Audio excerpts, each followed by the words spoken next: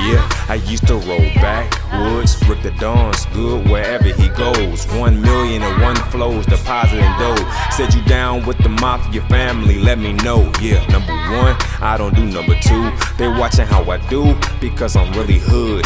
Red hoodie, gold jewelry, too groovy, might lose me. Don't approach with the foolery. Keep the two on me, homie. You don't know me, Rick the Dawn, the one and only. Yeah.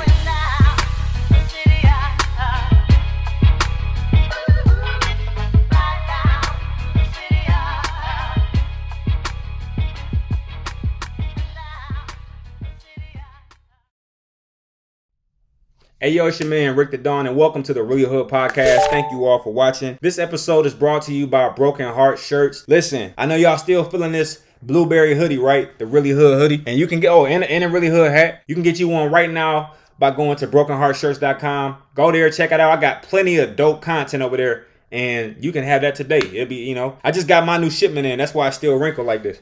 But I'm gonna wear these wrinkles on out, and pretty soon they won't be here. This episode today is about being a boy in the hood. My message to every boy in the hood, every man in the hood, whatever you want to call it. Listen, I grew up in the hood, and I don't say that proudly. I actually am very bothered by that fact, but it's pretty much the way it is. When you grow up in Detroit, Michigan, you gotta learn how to sink or swim. I would like to say to every man, boy in the hood, if it's not too late, get out of it. Get out the hood. Don't feel like you owe anything to the hood. One of my biggest pet peeves, or one of the things I'm always saddened to see, is our people's loyalty to these blocks in the hood. They be so loyal to these hoods, man, these ghettos.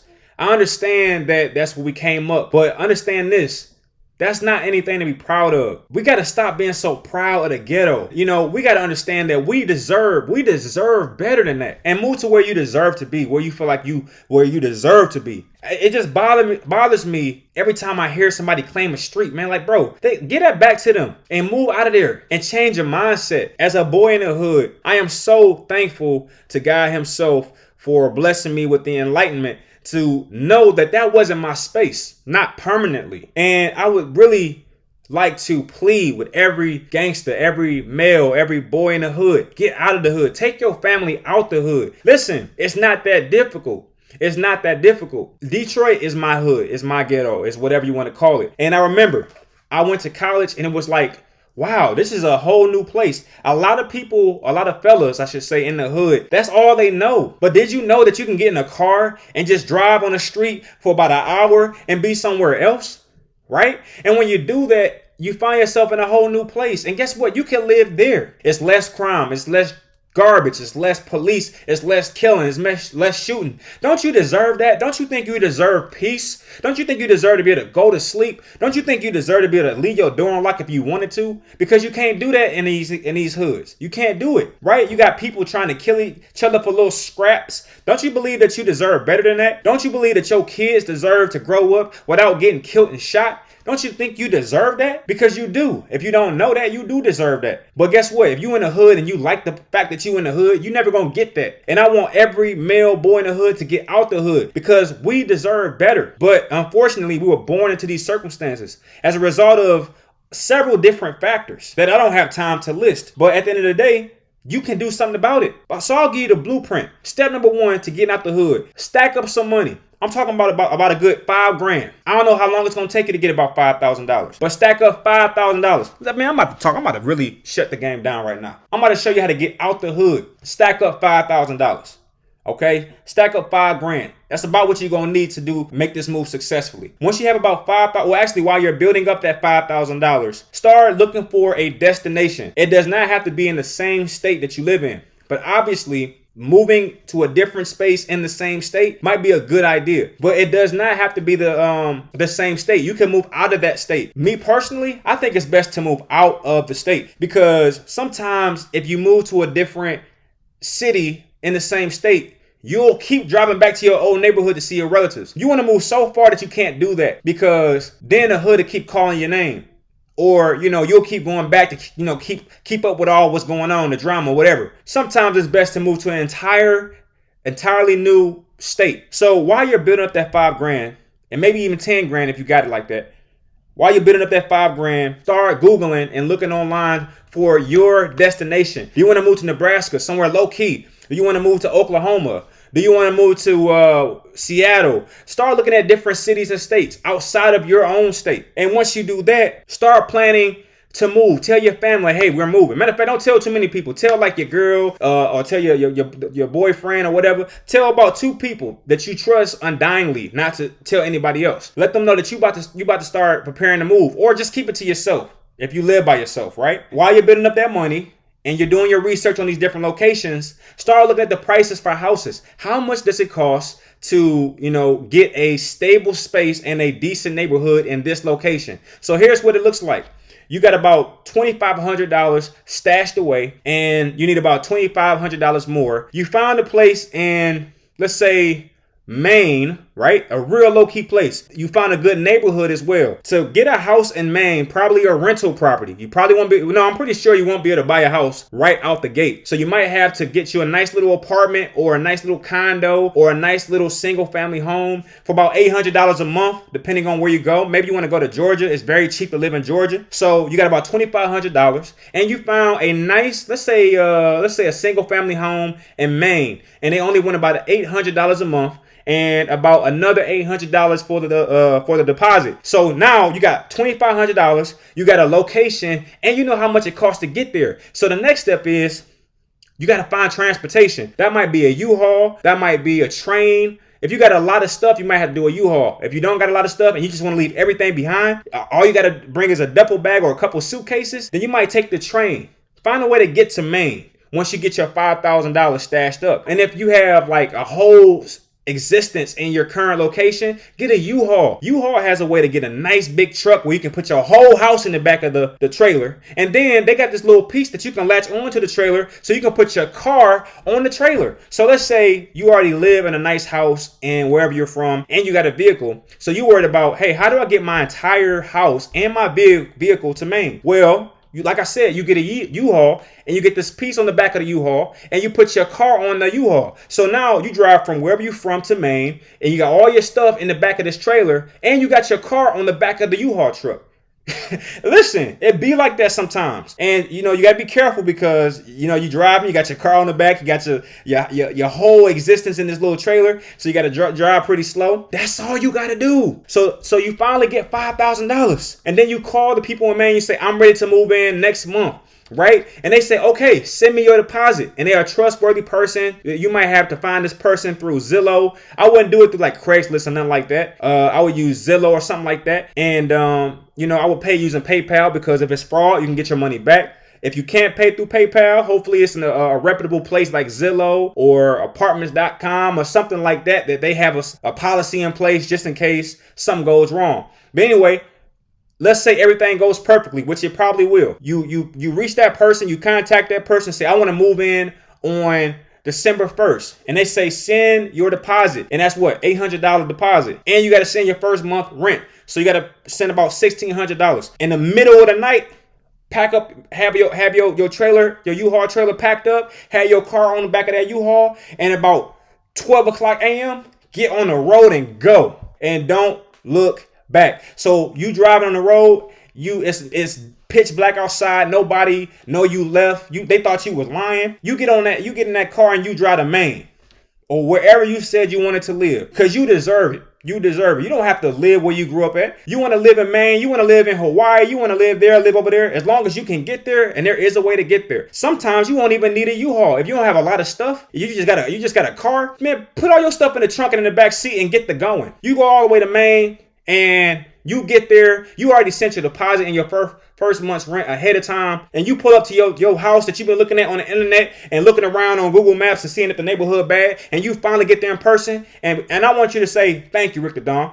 I did it. It's called faith. It's called faith, man. That's what it's called. It's called faith. All right. You're stepping out on faith. You're saying, I believe that I can make this adjustment. I believe I can do this. And though I don't have any experience with moving from one state to another, I can do this. And the reason why you do it is because that very move could be exactly what you and your generations needed to do. Because if you would have raised your son, raised your daughter in them little ghetto environments that they stuck you in, they'd probably been gunned down. Not even by the police either. By people with the same skin color as them. Because of jealousy, man. Sometimes you got to move your family family out the hoods, out the projects, yourself, yo generations and your great grandkids will benefit from the move you're about to make, okay, by moving out the ghetto, man, because there ain't nothing in the ghetto but people trying to slice you down because you got more than they do. So you finally got your money. You just spent about $1,800 out of your $5,000, so you down to like $3,200 or something like that, and then you drive all the way to Maine, and that's going to probably take about $200, $300, $400 worth of gas. So now you're down a little bit more, okay? But then you finally out there, and I didn't include this step, but guess what? When you finally get settled, and that's why I said you need about $5,000, because while you're out there, your number one priority is to find employment. And while you're looking for employment, that's what that extra money is for. It's for food, and it's for your rent. Don't go out there spending money on stupid stuff like fast food and shoes and clothes and haircuts and trying to look cute and showing off for the gram. Use every single dollar that you stashed away for the grocery store and also for your rent. You can't eat fast food. You got to go to the grocery store and get you like 16 pieces of chicken for like $4 and just stack your freezer full of that. You got to go on your hunger, your grind, man. You got to get instead of going to McDonald's and spending $20 every night, go to the grocery store and buy a week's worth of food for like $50. You see what I'm saying? And just stash your money away. And every single day, go out there and you find a way to find a job in that new location. So maybe when you're looking for your house, you might have to make sure that you start off with a search about where is the best way to find employment. Maybe Maine has a high employment rate, and that's why you chose Maine. You didn't necessarily choose it because you want to live there, but they have low crime and they have high employment. People are getting hired when they go there. I'm not sure. Maybe the cost of living is low. So as you pick your destination, make sure that the cost of living is something that you can understand and afford. You don't want to go to California because a lot of people, they move to California trying to, get into this Hollywood life. And when they get out there, they realize that rent costs tons of money. So, and they didn't properly plan. So you know what happens? They end up doing Uber. And they be upset and they be in their Uber car talking to all their customers about how they wish they had more money, trying to make them feel bad so they can give them a bigger tip. When in reality, it's not the passenger's fault that you moved all the way to California on a dream that you didn't really prepare for. So make sure you properly prepare yourself. And speaking of Uber, if you get to Maine or wherever you choose to go, maybe that's what you have to do for a little while. Maybe you have to Uber and do Lyft just to keep ends or keep the money flowing. Because the worst thing that could happen, because we also have to talk about the risk. The risk is you get into this place and you not finding employment fast enough and you depleting that money you save. That's the only thing that you have to worry about. But when you get out there, if you buy food from the grocery store, like a Aldi or somewhere where you can like really stretch your money, save a lot of something like that, and then you only use your money on gas, food, and hopefully you got enough clothes by then. Don't buy no new clothes. All you need to do is, maybe a haircut once a month. Maybe, because you got to look presentable as you go into these places for employment. But really, you want to spend your money on your rent, your food, and your gas. Anything outside of that, and obviously some hygiene products. So guess what?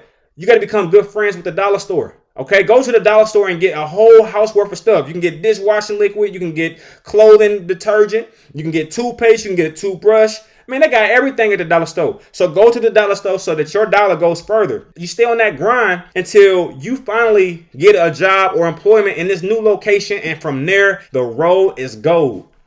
You hear me? From that point forward, you will have no problems. You will be 100% solid. You will have successfully moved yourself or your family and yourself to a new location. And you did the most impossible thing, which is find a job in that new space. Once you have located a job in this new location, you are 1000% set. And by the way, until you find that location, then, you can do Lyft and different little things like that. DoorDash.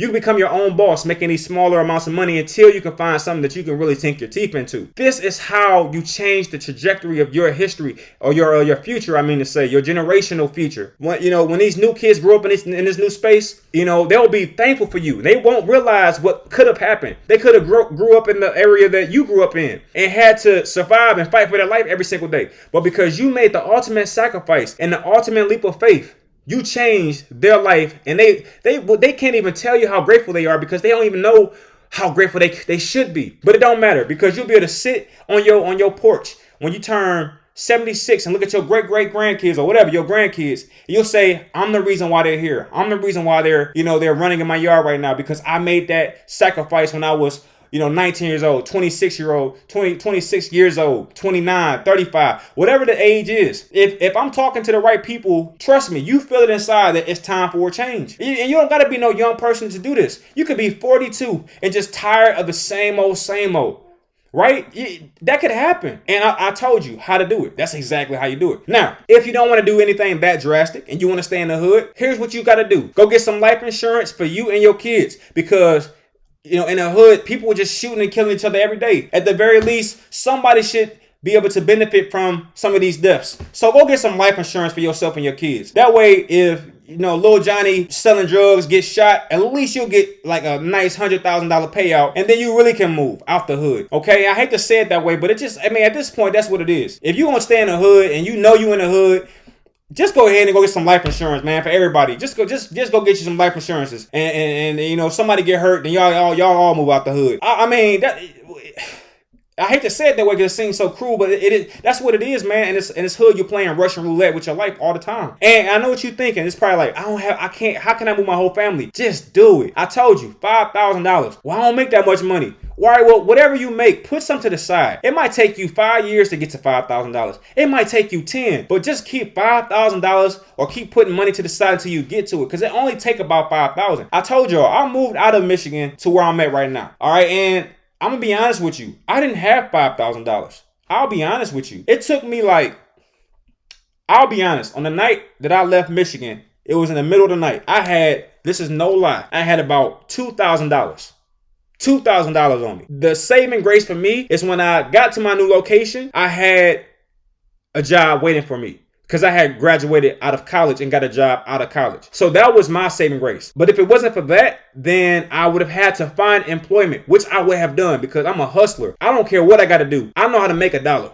Okay, that's me. But for me, I had a job waiting for me. And maybe that's what you have to do. That's another thing I'll throw out there. Maybe you got to fill out applications online in the new area before you leave. And maybe you don't leave until you get a job in a new location. So what you would do is put in factory work in Maine, or Amazon warehouse in Maine, or Walmart in Maine, or business job in Maine. And you fill out applications in those new locations. And then when you finally get somebody to interview you, you can say, hey, I don't live out there, but I'm moving out there next month, and I'm just trying to set up employment for myself before I get there. A lot of people will understand that, and they'll probably do a phone interview or one on Zoom. And you get the job, and then you gone. That's what it is, man. That's how you get out of your situation. And that's pretty much what I had to do. I wasn't staying in Detroit my whole life. I already knew what time it was. I had seen enough. It was enough for me. I said, I get it. This place, and I love my family. I love the people out here, but I see the writing on the wall. There is not a lot of opportunities in Detroit, Michigan at that time. I don't know if it's changed, but at the time, it's like you can only do one or two things. Either you're going to sell crack, sell weed, or rob people, I guess. I don't know. It's just like it was no jobs out there. And, it's like, dude. And I tried. I went to Fairlane Mall. I went to Dearborn. I went to all these different places. I went to Southfield. I went to Burger King's. I went to McDonald's. I went to Forever 20. Well, not Forever 21. What was it called? American Eagle and all these little places. I filled out applications everywhere. And it was either we're not hiring or I'll get this to my manager. No phone call back. It's only so long I'm going to allow that to happen before I realize the writing on the wall. Check it out. This new track. And then once we get back, I'll wrap this thing on up. Yeah. As Rick rip this shift now, you stole that lamb, you know my name. You know I don't do it unless I bring that change. Cash money ain't everything. Yeah, I said it, now let's get it. Flow and let it cold, ridiculous. No statistics, super vicious. Food for thought, do the kitchen. All the people say, wow, I'm back for mines now. You can get it, I can do it. Flow is cool and strictly move it. We gon' make it, watch me take it. Or you hate it, you're my greatest. Back from the ashes, baby, yeah. I'm ready to play now. Who a loser? Oh, you got it, we gon' do it. Crash the party, rockin' Harleys off the gnarly, spittin' garlic. You can copy. Yeah, now I'm back on my mellow. Tell my mama hello. Tell my babies uh-oh. Gangsta from the get-go. Tell your sister Geico. Say what's up to Michael. Is he crazy psycho? Yes, the flow. Hey, I hope y'all enjoyed that. I'm just trying to impart some wisdom on this thing.